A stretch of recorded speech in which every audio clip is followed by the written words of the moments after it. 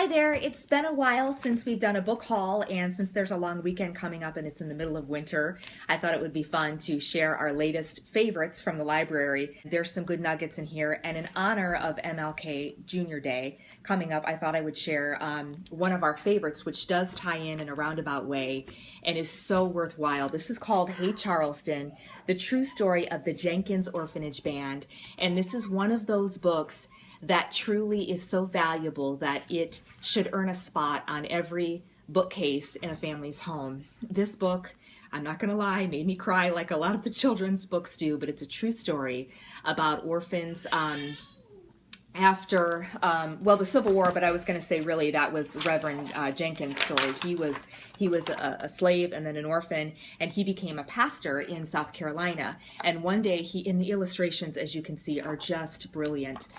He heard these boys crying in a train car, and he went out and saw they had no family and they were orphans. And he was 6'7" and this booming, beautiful voice and this man of faith. And he brought the children in, he gave them soup. And shortly an orphanage was born. There were so many children that did not have a home. And so then they received these instruments, and he taught the boys how to read and how to play these instruments, and they went all over, and I'm going to cry. And they became a family. They ended up going all over the world, but through their music and through this orphan band and the money that they generated, they were able to keep the orphanage going. They were able to help give birth to a form of music we love called jazz.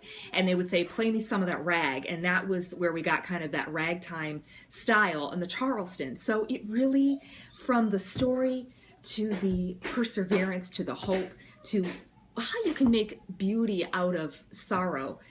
You know, if you've watched my videos, these are my favorite human themes, you know, the human condition that is so powerful, and the virtue of fortitude. So this is great. It's great for culture, and I could go on, but it's called Hey Charleston, and it's by Anne Rockwell and Colin Bootham, who was the illustrator, and the subtitle is The True Story of the Jenkins Orphanage Band. Love this one. The second one on the list is Born and Bred in the Great Depression. This is a great historical book. It also is based on a true story. So inside the front cover right away, you see these books, these photos, these black and white photos of the author's family. So that's kind of neat. It's told from the perspective of the grandfather who told the stories to the author. But, you know, this one again is one that I would say from the age of 7 on up would be appropriate. Yeah. Can I wash my hands in the bathroom? Yeah, you can wash your hands.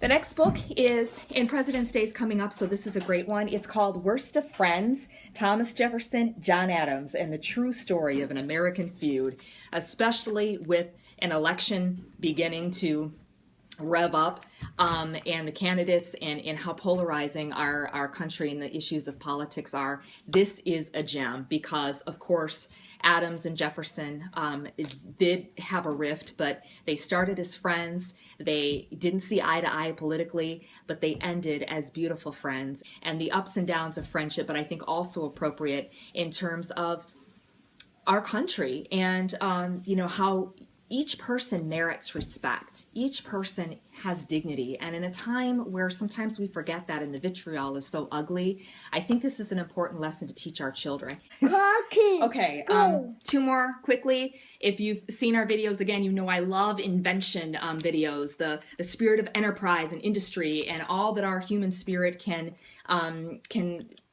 cultivate and build when we put our mind to it. And so this is another one of those. It's a silly one. We laughed, but we loved it too. Chester Greenwood, he was known as the inventor of the earmuffs, and even today in December, every year there's a Chester Greenwood Day, and they celebrate, and it wasn't just earmuffs. You know, he invented a lot of other things, even like the rake. You know, when you have a rake, and one piece of the fork, I don't know what it's called, you know, the little tentacles of the rake, if it breaks, it was replaceable. So you could just put another one in so it wouldn't be ruined or you wouldn't have to replace it. So anyway, this one is, again, in kind of cartoon style. Here we go. The tooth, that's what it's called, the tooth for the rake.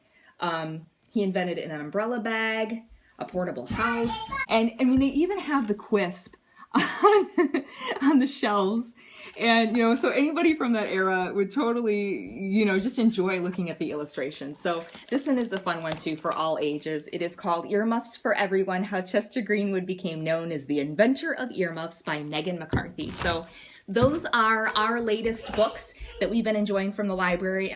If you've got any suggestions for books that you'd like us to review or read, I would love to hear it. Thank you, as always, for watching the book haul, and we'll be back soon. Thanks. Have a great weekend.